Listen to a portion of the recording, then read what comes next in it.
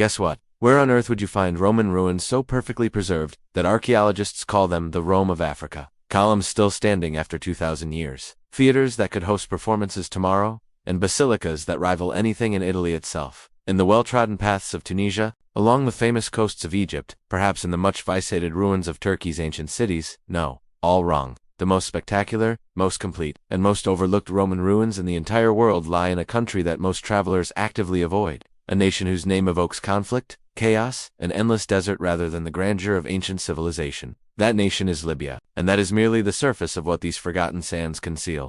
When most people think of Libya, they imagine vast emptiness, endless Saharan dunes stretching to every horizon, a country defined by oil wealth, political turmoil, and decades of international isolation. A place where tourism seems not just impractical but impossible. But beneath the headlines and beyond the desert lies something extraordinary. Libya possesses 5 UNESCO World Heritage Sites.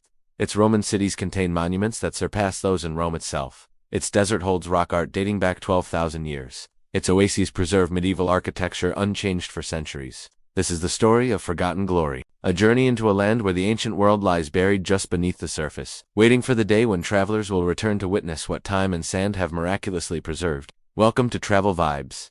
Act 2, Foundation Layers, Timestamp, 2:30 to 10 o'clock, the 3 regions. Libya occupies a vast territory along the central North African coast, the 4th largest country in Africa and the 17th largest in the world. Yet this immense landmass, approximately 1.76 million square kilometers, contains fewer than 7 million people. Over 90% of the country is desert or semi-desert. The overwhelming majority of the population clusters along the Mediterranean coast, where rainfall permits agriculture and urban life.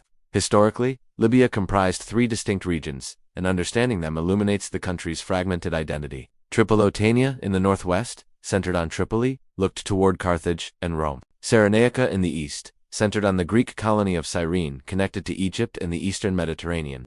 Fezzan in the south, a vast desert territory, linked to sub-Saharan trade routes crossing the Sahara.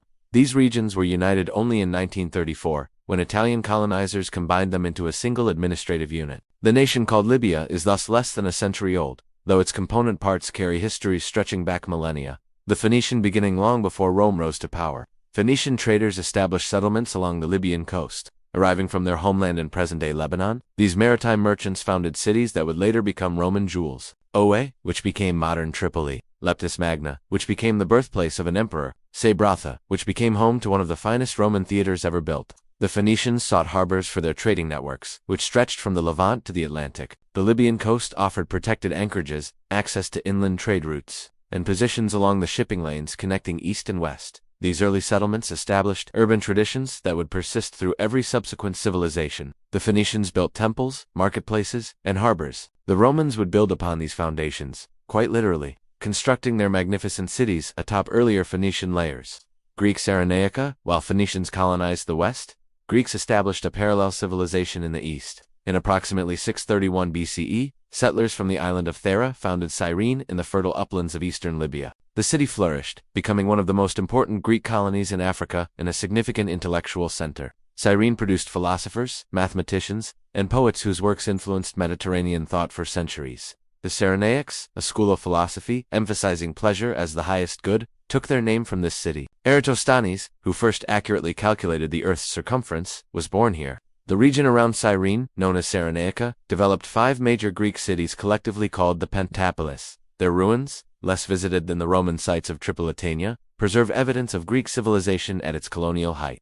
The Roman transformation. Rome's arrival transformed Libya's coastal cities into showcases of imperial wealth and ambition. By the 1st century BCE, Rome controlled the entire Libyan coast. The Phoenician cities of Tripolitania became Roman provincial centers. The Greek cities of Cyrenaica were incorporated into Roman administrative structures.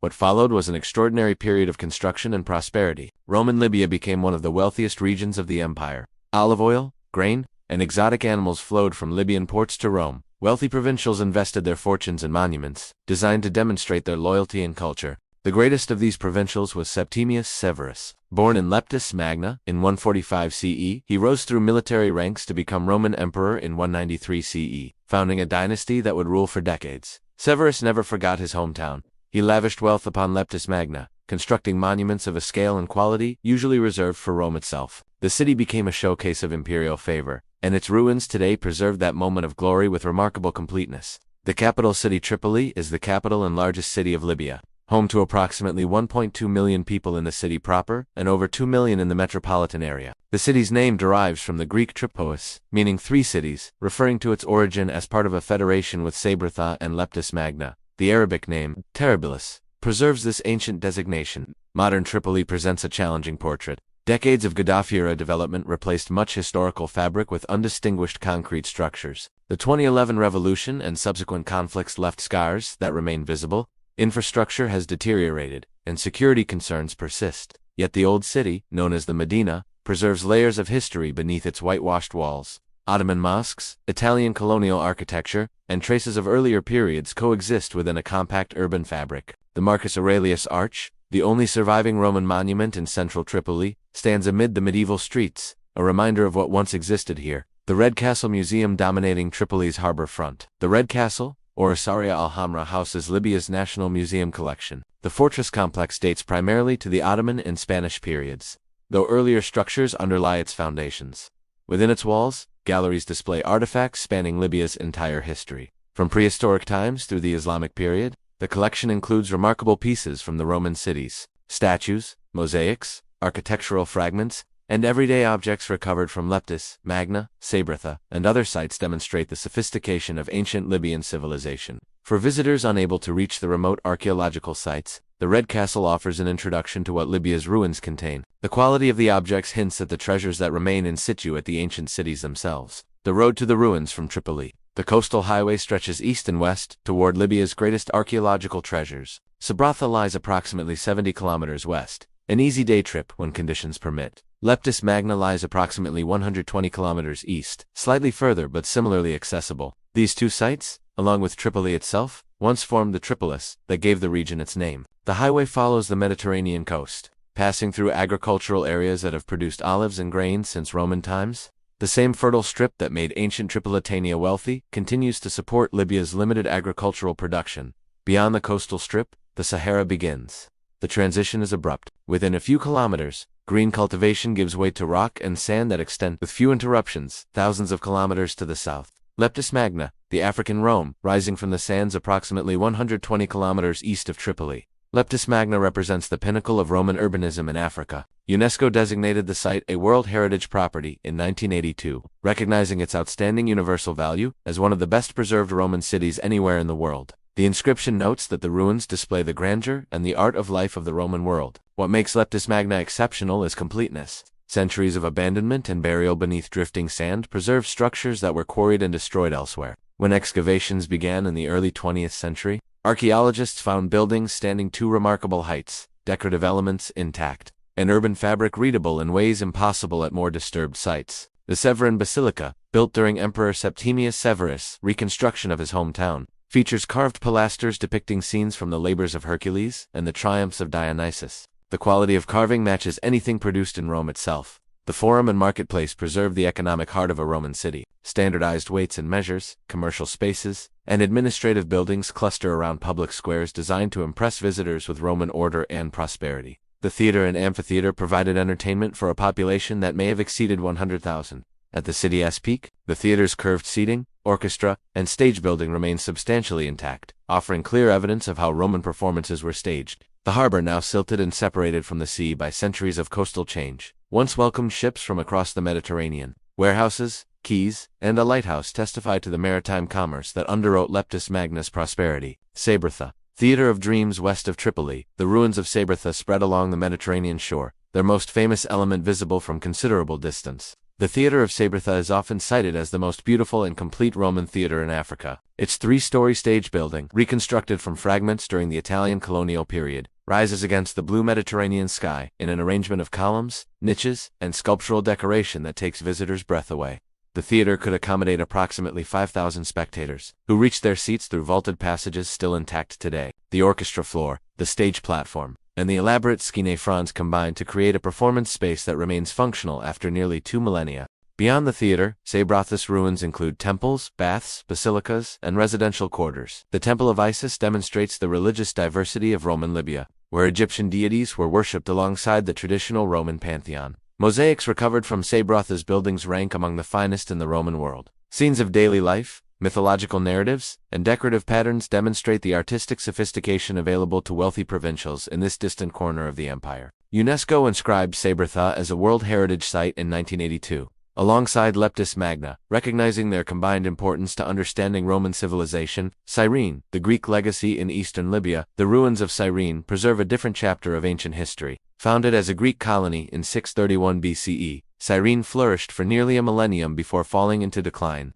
Its ruins reflect both its Greek origins and its later incorporation into the Roman Empire, creating a layered site that rewards careful examination. The Temple of Zeus at Cyrene was one of the largest Greek temples ever built, its dimensions rivaling the Parthenon in Athens. Earthquakes toppled the structure in antiquity, and its scattered columns and massive blocks now lie across the hillside. The agora, the central marketplace and meeting space of a Greek city, preserves the urban form that distinguished Greek colonies from their Roman successors.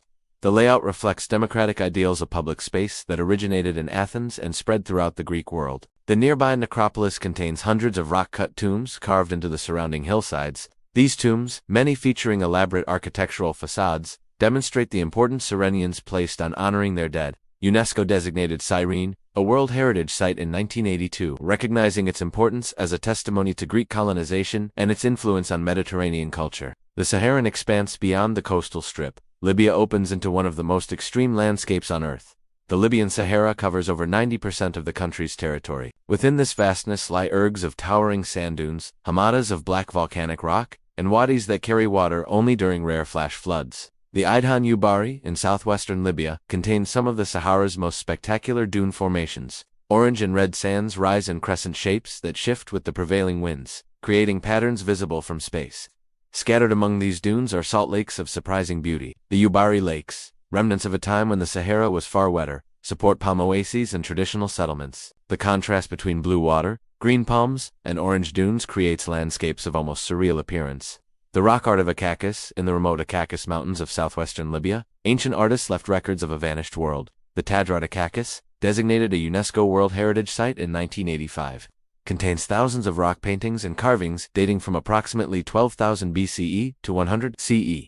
These images document environmental and cultural changes spanning 12,000 years. The earliest images depict wild animals, including elephants, giraffes, and crocodiles, creatures that required far more water than the current desert provides. These paintings testify to a time when the Sahara was green, crossed by rivers, and inhabited by diverse wildlife. Later images show domesticated cattle, suggesting the transition to pastoralism that occurred as the climate dried. Still later, horses and then camels appear, marking successive adaptations to increasingly arid conditions. The artistic quality of the Akakis paintings is exceptional. Human figures display movement and emotion. Animal depictions demonstrate detailed observation of behavior and anatomy. The sites constitute one of the most important concentrations of prehistoric rock art in the world. Gadam's Pearl of the Desert at the edge of the Erg Ubari, the oasis town of Gadam's preserves medieval urban traditions, largely vanished elsewhere. UNESCO designated the old town of Gadam's a World Heritage Site in 1986, recognizing its outstanding example of a traditional settlement adapted to extreme desert conditions. The architecture of Gadam's responds ingeniously to climate. Covered streets create continuous shade throughout the town. Houses feature thick mud walls that insulate against temperature extremes. Rooftops serve as separate circulation networks, traditionally reserved for women. Underground channels, or fogaras, distribute water from springs to houses and gardens. This system, developed over centuries, enabled permanent settlement in an environment that would otherwise support only nomadic life. The white plastered houses, decorated with geometric patterns in red, create an aesthetic unlike any other North African town. Though most residents now live in a modern settlement nearby, the old town remains intact, a preserved example of Saharan urban tradition. The wounds of conflict, Libya's archaeological treasures exist in a nation still recovering from a decade of turmoil. The 2011 uprising that ended Muammar Gaddafi's 42-year rule opened a period of instability that continues today. Competing governments, armed militias, and foreign interventions have prevented the consolidation of effective national authority. The impact on cultural heritage has been severe. Sabratha became a transit point for migrants crossing the Mediterranean, its ruins caught between humanitarian crisis and smuggling networks. Security concerns have reduced international archaeology to a fraction of previous levels. Sites that once hosted research teams and tourist groups now stand largely empty, their only visitors, local people, and occasional journalists. Yet destruction has been less extensive than initially feared. The major sites remain substantially intact. Local communities in some areas have taken responsibility for protecting monuments. International organizations continue monitoring conditions and preparing for eventual resumption of conservation work. A future uncertain whether and when tourism might return to Libya remains impossible to predict. The infrastructure that once supported visitors has deteriorated. Hotels have closed or been damaged. Travel agencies have ceased operations. The institutional knowledge that enabled tourism has largely dispersed, yet the attractions themselves endure. The columns of Leptis Magna still catch the Mediterranean light. The theater of Sabratha still opens to the sky. The paintings of Akakis still tell their stories on rock walls. Libya's heritage cannot be easily replicated or moved. It exists where history placed it, awaiting a stability that would allow the world to witness what these sands preserved. For those who remember visiting before 2011, Libya's sites ranked among the most impressive in the Mediterranean. For those who may visit in some future of renewed peace, the same experiences await, perhaps enhanced by decades of solitude that protected monuments from the wear of mass tourism. On the shores of the Mediterranean, where Africa meets Europe across narrow waters, the ruins of forgotten glory wait beneath eternal sands. Libya is not a destination for tomorrow's travelers. It remains too uncertain, too unstable, too removed from the infrastructure that enables modern tourism. The treasures described in this journey exist beyond easy reach, preserved by the same isolation that once protected them from the stone robbers who destroyed so many ancient sites. But Libya reminds us that the ancient world extends far beyond the well-worn paths. Rome's greatest provincial cities lie not in Italy but in Africa. Greek civilization flourished not only in Greece but in Libyan highlands. Saharan peoples recorded their world in art that predates the pyramids. The forgotten glory is real. Leptis Magna genuinely rivals Rome. Sabratha's theater genuinely surpasses most others surviving. Cyrene genuinely preserves Greek urban form with exceptional completeness. The Akakis paintings genuinely document 12,000 years of human presence in a landscape now impossibly harsh. What Libya lacks is not heritage, but the conditions that allow heritage to be experienced. Security, stability, infrastructure, peace. These are the missing elements, not ancient monuments or natural wonders. Someday, perhaps, the conditions will change. The conflicts will resolve. The borders will reopen. The travelers will return, and they will discover what has waited through all the years of isolation.